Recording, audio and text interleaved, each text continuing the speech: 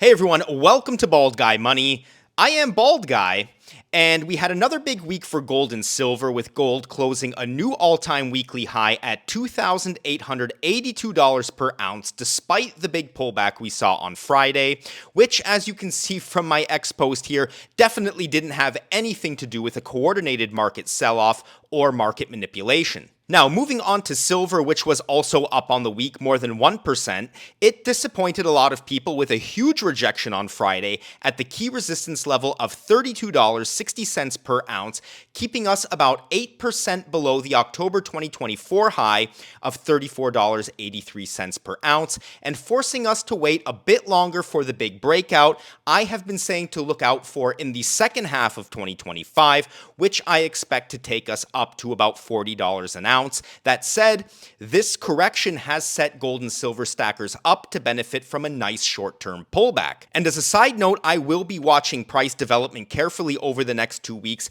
looking for entry points to get a little more aggressive with my DCA should we see prices pull back a little bit more. Anyhow, despite some short-term technical headwinds, I am starting to see some behaviors in the gold and silver space that admittedly, after 16 years of stacking, I have never seen before. Because with the gold to silver ratio well above the 30-year average, where people have usually been eager to trade gold for silver at times like this, I am literally hearing about people trading silver for gold. Someone recently mentioned it in my Patreon Discord group, and I even saw somebody do it on a recent video from the Yankee Stacking channel, and I think it's a huge mistake as well as a great contrarian indicator. And it's exactly what I want to talk about in this video, because I am starting to see major indicators suggesting an imminent retest of the $35 level and a potential breakout to the $40 level for silver, all at a time when people are starting to give up.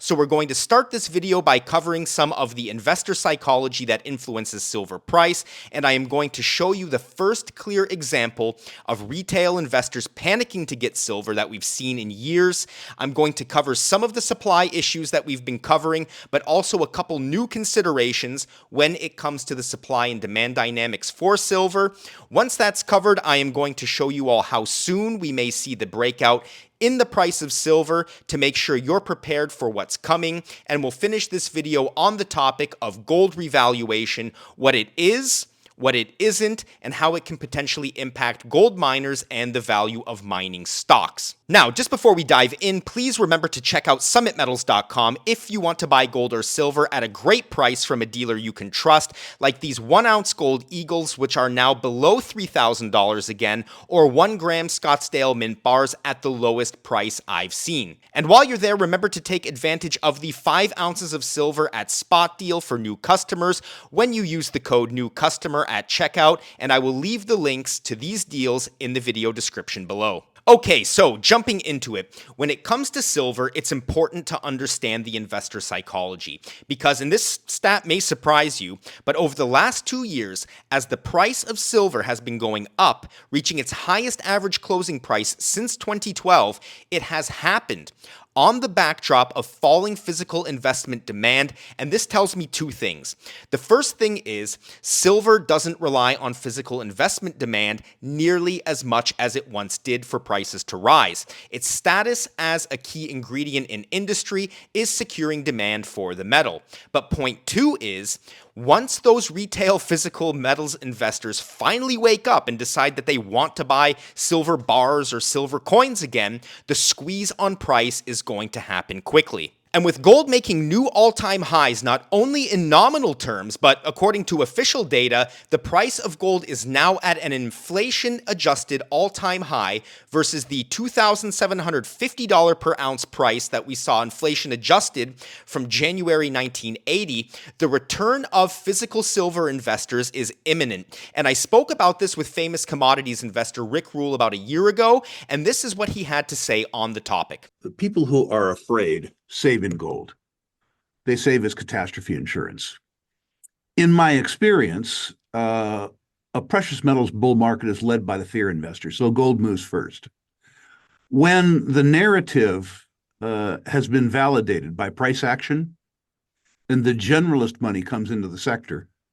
generalist money is greedy.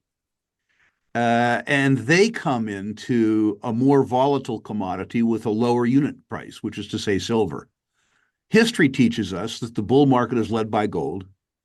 And then perhaps midway through the market, although all things are happening quicker today,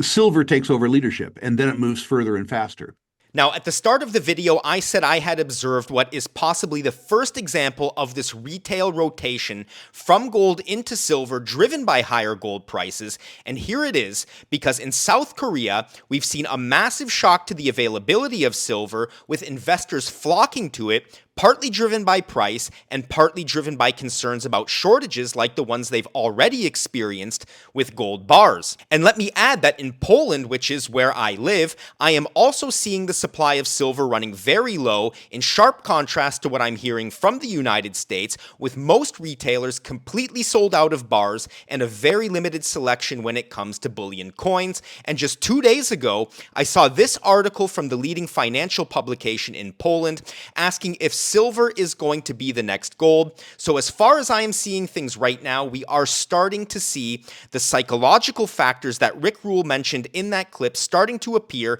albeit it's still early days. So with the psychological factors addressed and an understanding that we could be seeing those triggered right now, I think it's important we take a sobering look at the ongoing silver supply deficits, because as a result of lack of investor interest in miners and growing industrial demand, silver deficits, which measure how much more silver we use compared to what is mined and supplied to the market every year, are reaching the highest levels since 2020, when mines and refineries were all shut down. So when looking at that 2024 deficit, which shows that we used 265 million ounces of silver more than what was supplied to the market, just imagine what that number could be once retail investors return to the market and start buying silver, and $3,000 an ounce gold drives many people in the jewelry market also out of gold into silver. Because all else being equal, if we saw investor interest in silver and jewelry demand return to 2022 levels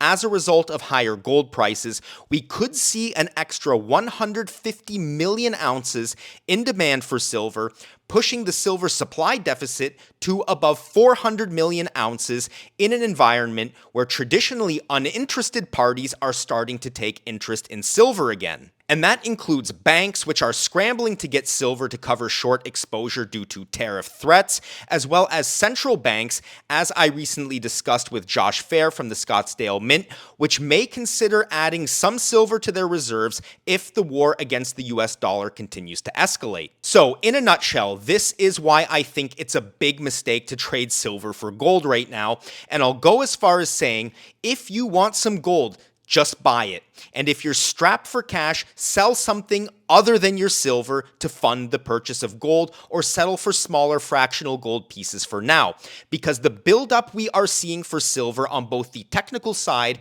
with the average closing price of silver above $30 per ounce for the first time since 2012, and the macro side with a wave of new demand poised to enter an already squeezed market, this tells me that we are gearing up for big moves, whether we experience a temporary pullback here or not, because silver is showing us that it is already on the move. And for those of you questioning whether economic recession in the US will hold silver back due to weaker industrial demand, just remember that industrial demand from China seems to be on solid ground due to their economic stimulus package, which is also fueling a rebound in Chinese stocks. Now, to get to the most important bit of this analysis, when might we expect to see the price of silver make that next big move up? Because gold has already broken out once again. It's knocking on the door of $3,000 an ounce, but silver, as it does because it follows gold, is still waiting to catch up. Well, let me start by saying this metals market has progressed much quicker than I had expected it to, and I still think we're going to see the biggest moves in the second half of 2025. And I've spoken a lot about that. I'm not going to revisit the topic here, but if if gold remains strong and dollar demand weakens, potentially due to tariffs resulting in less international business transactions with the USA, as my friend over at the 2 is 1 channel recently suggested might be the case, then we could see a breakout in the price of silver as soon as mid-April, which could be a breakout above the $32.60 level, sending it back into bullish territory, or potentially even above the $35 per ounce price level, setting silver up for a shot at $42 per ounce by year end, which was my 2025 price presented to you all last year. Now, coming back to this average price data, let me just say that giving up on silver now in the early stages of a big breakout doesn't make any sense to me. And that includes trading silver for gold, even though I use the majority of fiat that I allocate towards precious metals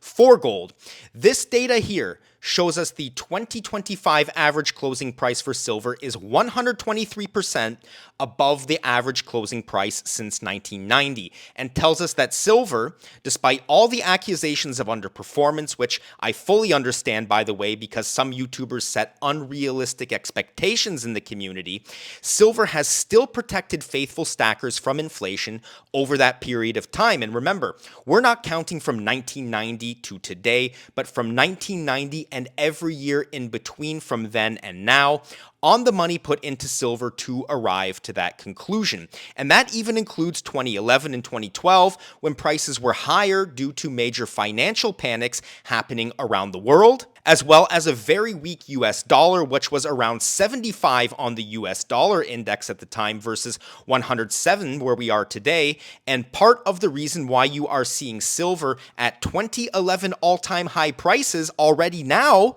in other currencies like the Australian dollar, which you see here, despite the fact that it still hasn't gotten there in US dollar terms. But as I have presented in this video, I think it will, and we're not far off. So with that covered, it's time to move on to this video's viewer questions. And I say questions because I am answering 2 questions this week, both on the topic of gold revaluation, with one coming from X and the other one coming from the YouTube comments section. And the first one I'll cover is the one from X, from someone who goes by NHHODLBTC, which I guess is just proof some of these crypto guys are interested in precious metals. And the question, and I'll paraphrase it a bit,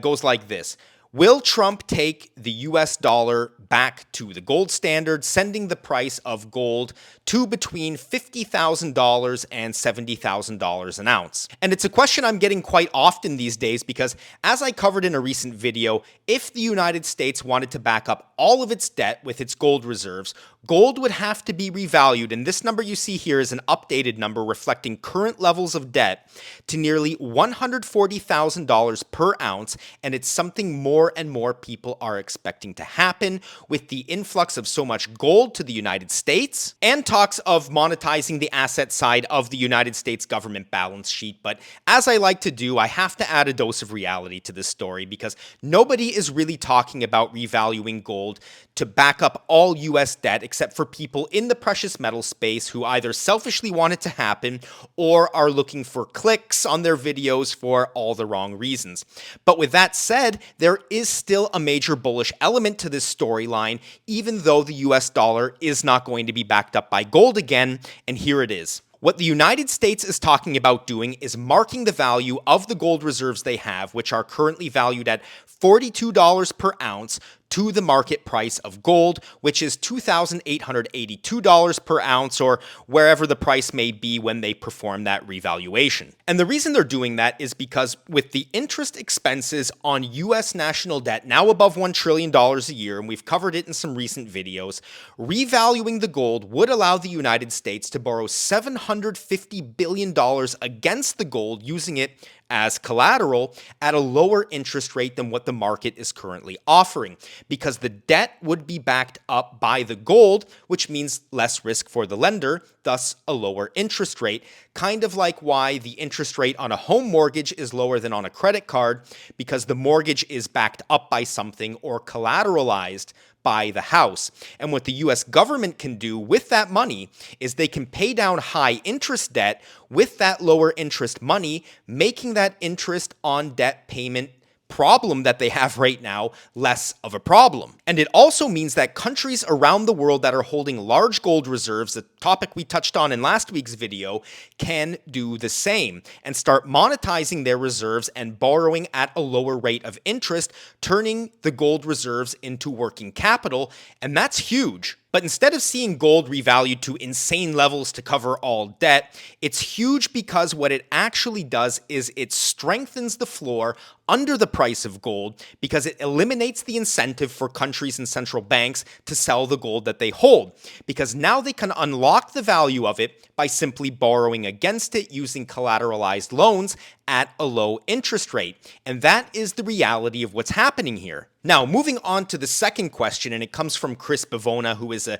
Patreon member and commented on the video that I did last week with this question. He asked, how would revaluation impact the price of gold mining stocks? And this is another great question because I recently scaled my mining positions up by about 12%, and I shared what companies it is that I bought and how much of each one I bought on my Patreon. But the reason I decided to do that was because we are seeing miners realizing higher average prices for both gold and silver. And what you're looking at here are the moving averages for gold contracts right now. And you can see that as the timeline gets shorter, the average price of gold is going higher. And the same thing is happening for silver. And this has already delivered positive reactions for mining stock prices like Barrick Gold, which recently reported strong earnings, because price sustainability has been a major concern of mining stock investors since the 2011 blow-off top and has kept many people simply away from the sector. But a guarantee of sustainable prices at a higher level,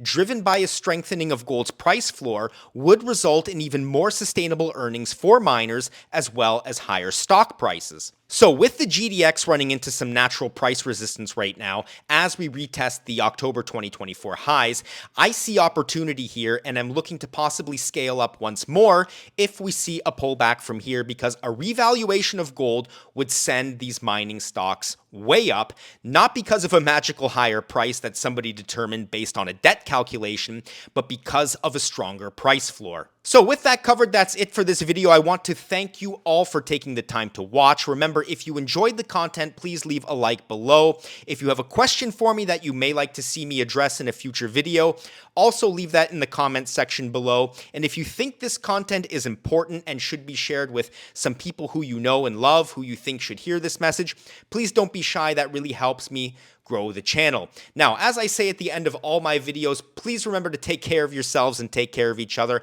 I'm wishing you all a fantastic week ahead. See you in the next video. Goodbye.